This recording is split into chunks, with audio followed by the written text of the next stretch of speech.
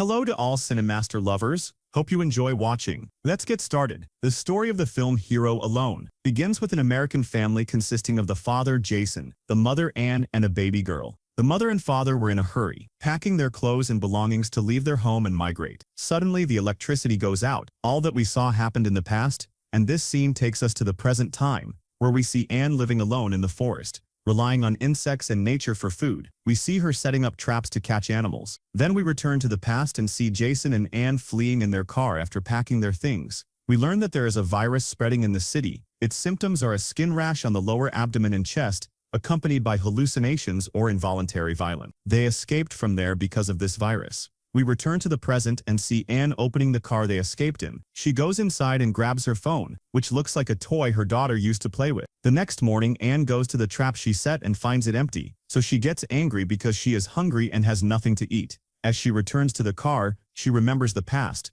when Jason taught her how to hunt with a weapon. Back to the present, we see her wounding herself and collecting the blood in a bottle, then smearing her whole body with a black substance like mud. When she finishes, she puts on her clothes, takes her bag and weapon, and goes to another part of the forest. She arrives at a house surrounded by a metal fence. There, Anne takes out her daughter's toy, turns it on, pours blood on it, throws it at the fence, and runs away. She goes to another side of the house, throws her bag, and enters under the fence. She starts sneaking into the house, afraid. When she enters, she finds two dead people inside. Suddenly, she hears a scary sound, runs to the kitchen, takes as much food as she can, puts it in her bag, and leaves the house. Suddenly, a group of zombies attack her. Anne runs immediately, and they chase her. As she crawls out from under the fence, her stomach is injured. She presses on herself, stands up, and most of the food she took falls out. Quickly, she returns to her place, washes off the substance, and starts sewing up her wound, screaming in pain.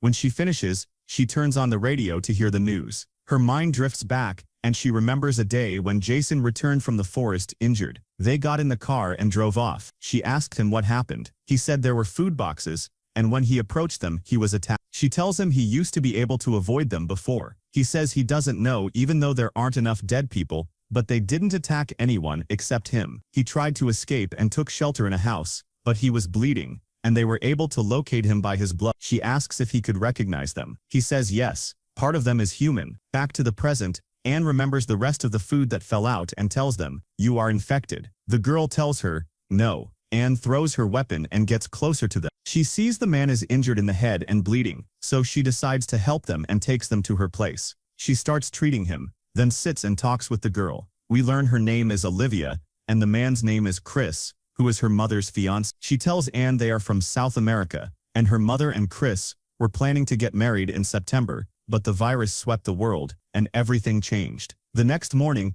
Anne and Olivia set up traps to catch animals. Anne teaches Olivia about the substance they use to cover their bodies so zombies can't smell them. This substance prevents zombies from recognizing them. Olivia and Anne turn on the radio and listen to the news. Suddenly, Chris wakes up, comes and sits with them, and says, "The tent, the car, and the independent place you have, people are fighting over those things now, and Anne is lucky to have them." Anne tells him, "I only use the car to shelter from the rain." He gets up, thanks her for her kindness, and goes to the tent to sleep. The next morning, it rains heavily. Anne calls them to come into the car to shelter from the rain. They do, and Chris asks her how long she has been living here. She says that when the infection spread, she and her husband moved to this place. Then she takes out food, and they start eating together. Chris talks about why he couldn't marry Olivia's mother. We learn that Olivia's mother got infected, and small circular ulcers appeared on her stomach. He says her condition worsened, and after a few days, she attacked Olivia and tried to hit her, but Anne restrained her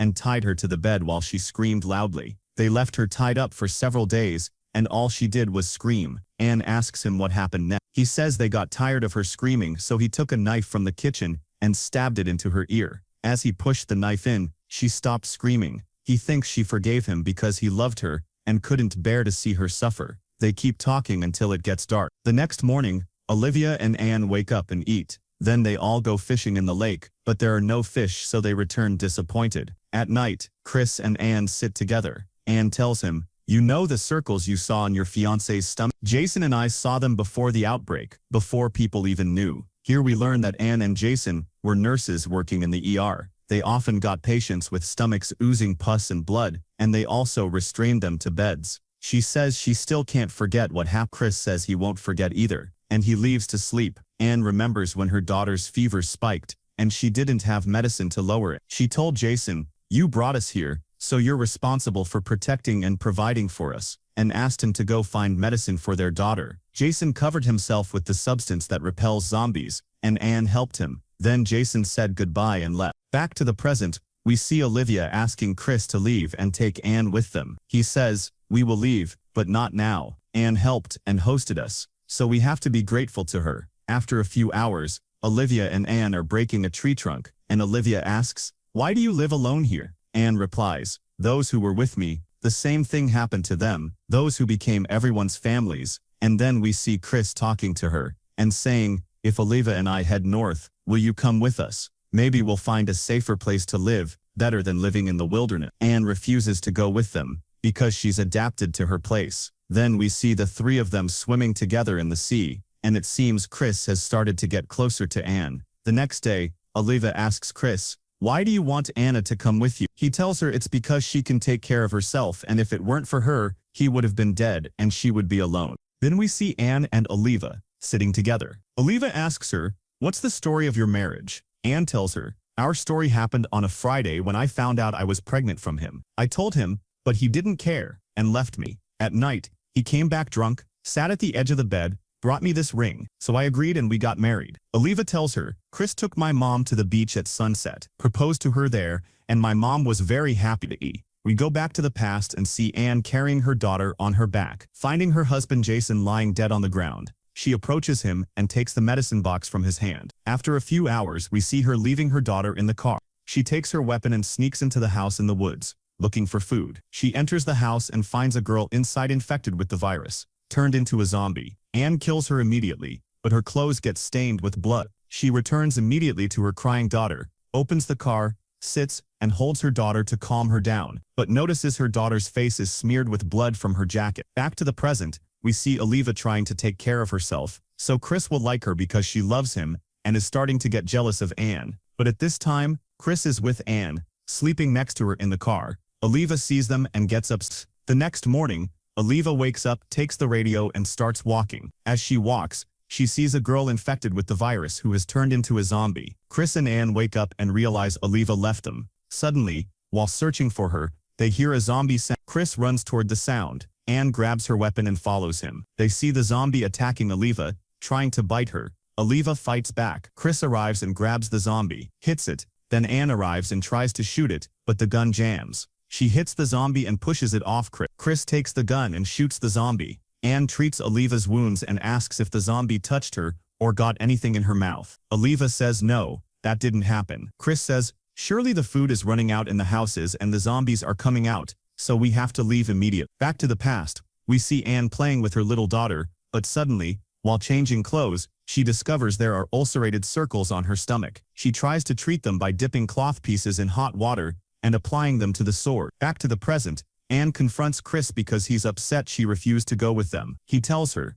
"If you stay here, you might die." She says, "Yes, I deserve to die. I consider it self-punishment. I promised my daughter I'd stay here. I also killed my wife in front of my daughter. Accept reality, what happened, and move on." Anne thinks about his words and then tells them, "We need more food. I can't secure it alone." Chris tells her, "I'll help you." Olivia says, "I'll help too." Now we see them as a team, painting themselves with the substance. Anne tells Olivia, "Chris will distract them, and you and I will fill our bags with food. If you see them before we finish, run and don't worry about me. I can save myself." They go to the same house Anne entered at the beginning of the video. Chris goes to the front door and smears himself with blood to attract the zombies' attention. The zombies come out of the house. Meanwhile, Anne and Olivia enter the house. The zombies smell Chris's blood and attack him directly, so he runs away. Anne and Olivia enter the kitchen. Anne tells her, "Take any food you see." Olivia doesn't listen, and keeps wandering around the house. Anne finishes her task, but suddenly is shocked by something and falls to the ground. Olivia takes the opportunity, ties Anne's hands to one of the kitchen cabinet doors,